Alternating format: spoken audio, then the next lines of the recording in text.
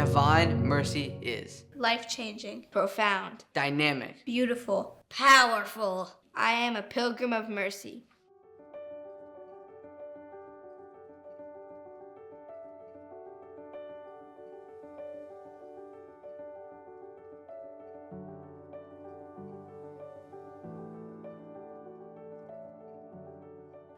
Do your doubts unsettle you, or do you see them as an invitation to grow? Doubts are a natural component of our spiritual journey. When doubts arise in your heart, don't see them as failures or threats to your faith. See them as opportunities to grow in faith. Faith and doubt go hand in hand, and often the greater the faith, the greater the doubts. Our doubts can be a great antagonist in our faith story. This antagonist often draws us into a deeper experience of faith as long as we remain in pursuit of truth and don't begin to pursue an excuse. The most famous doubter in history, of course, Thomas. Poor Thomas. He might have just been having a bad day, yet this one situation has defined him throughout history as the great doubter, referred to as Doubting Thomas more often than as Saint Thomas. Do you know anything else about Thomas? Many people know only that Jesus appeared to his disciples when Thomas was out running errands, and Thomas didn't believe them.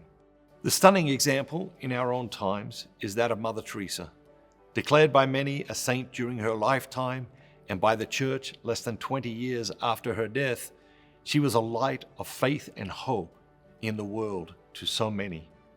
Yet after her death, her private papers revealed that she had suffered from incredible doubt, and for long periods of her life, she felt that God was absent, using words like darkness, dryness, torture, and loneliness.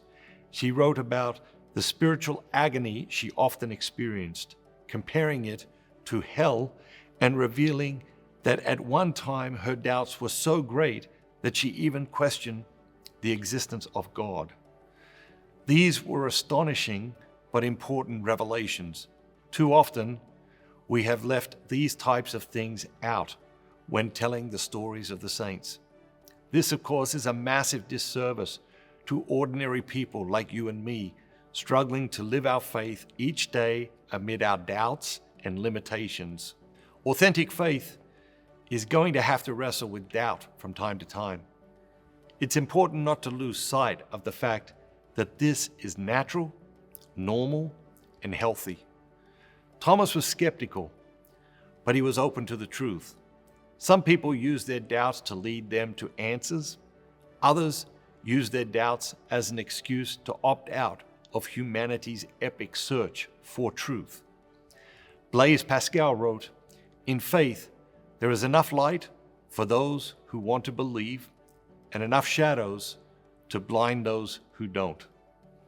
It is natural to have doubts, but we have a responsibility to seek out the truth that will assuage our doubts. Seeking answers to our personal questions and wrestling with our doubts helps us to build a more robust faith. The second spiritual work of mercy, Counsel the Doubtful, involves helping other people to work through their doubts. Doubts are flawed because they can never be fully satisfied. They demand proof, but they question any proof that is offered. There is no proof, evidence, or answer that will satisfy some doubts. There would be no need for faith if proof was available. Healthy faith asks questions. The important thing is to stay focused on your search for truth. Examine your motives.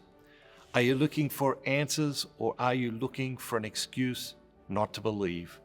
The former will grow your faith, the latter will destroy it. Investigate your doubts by all means, but do it with a hunger for truth. I'll be the first to admit that I have doubts from time to time. Some pass away in a day, others cling to my mind and heart for long stretches. It's these longer-lasting doubts that challenge my perspective and invite me to grow in trust. What are your doubts? How might God be inviting you to trust Him more because of those doubts, not in spite of them? We all need people in our lives we can trust to give us wise advice, to provide a new perspective, to encourage us to find the way forward when we are lost, and to counsel us in our doubts. You need this, and everyone in your life, your children, your spouse, your friends, your family, have this need too. Counsel the doubtful. This work of mercy asks us to meet people where they are in their doubt, with compassion and patience. It's a call to help them see their doubts as an invitation to greater faith. The definition of counsel is to advise or to recommend a course of action. Yet far too often, our impulse is to judge or even rebuke those who reveal their doubts. There are 3 fundamental shifts we can all make that will empower us to effectively counsel the doubtful. The first is to get comfortable with uncertainty. In matters of faith, certainty is a myth. One of the essential requirements of faith is the absence of certainty. If you can be certain, there is no need for faith. And yet, the demand for proof and certainty has become one of the idols of our age, an idol that has separated millions from God. The more comfortable we become with uncertainty in our own lives, the more capable we are of helping others make peace with uncertainty in their lives. This is essential to counseling others in their doubts. The second crucial shift is to banish judgment from our hearts. This begins with avoiding the poison of judging yourself. Don't judge your doubts. Remember, great faith and great doubt go hand in hand. Even the saints were plagued by doubt at times. It's what they did with their doubts that made all the difference. Learn to see your doubts as an invitation to greater faith, and you will be far less inclined to judge others for their doubts. Instead, you'll be equipped to help them see their doubts as an invitation to grow in their faith. Counseling the doubtful is a powerful act of mercy. Some people may resist your efforts, but keep in mind, mercy is always an invitation to a better life. The third fundamental shift is from self-reliance to asking God to do what only God can do. Yes, we should study the scriptures, read great books about the faith, and immerse ourselves in spiritual practices. And still, it is vital that we keep in mind that faith is a gift. Faith, hope, and charity, the 3 theological virtues, are infused in our souls by God. Only God can give us faith, so let us ask Him for it. Counseling the doubtful also involves teaching people to pray for faith. I offer you this prayer as a way to practically accompany your doubts. When your heart is troubled by doubts, pray this short prayer over and over throughout the day. Lord, increase my faith. Lord, increase my faith. Pray this prayer dozens of times a day. Trust, surrender, believe, receive. There is a multi-generational problem in the church that deserves our urgent attention. It seems the growing consensus among Catholics is that Mass is boring and that it isn't relevant to modern life. Nothing could be further from the truth, and this year, we want to change that mistaken perception forever. Dynamic Catholic is developing a world-class program that will teach Catholics, young and old, about the genius of the Mass and show them exactly how it applies to their daily lives.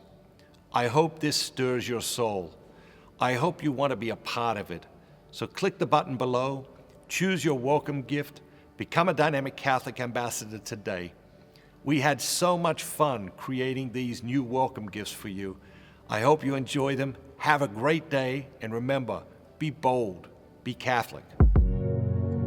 Eternal God, in whom mercy is endless, and the treasury of compassion inexhaustible. Look kindly upon us, and increase your mercy in us, that in difficult moments we might not despair, nor become despondent, but with great confidence submit ourselves to your holy will, which is love and mercy itself. Amen. Amen. Amen. See you tomorrow. Thank you, ambassadors. You are changing the world. Have a great day. Have a great day. Have a great day.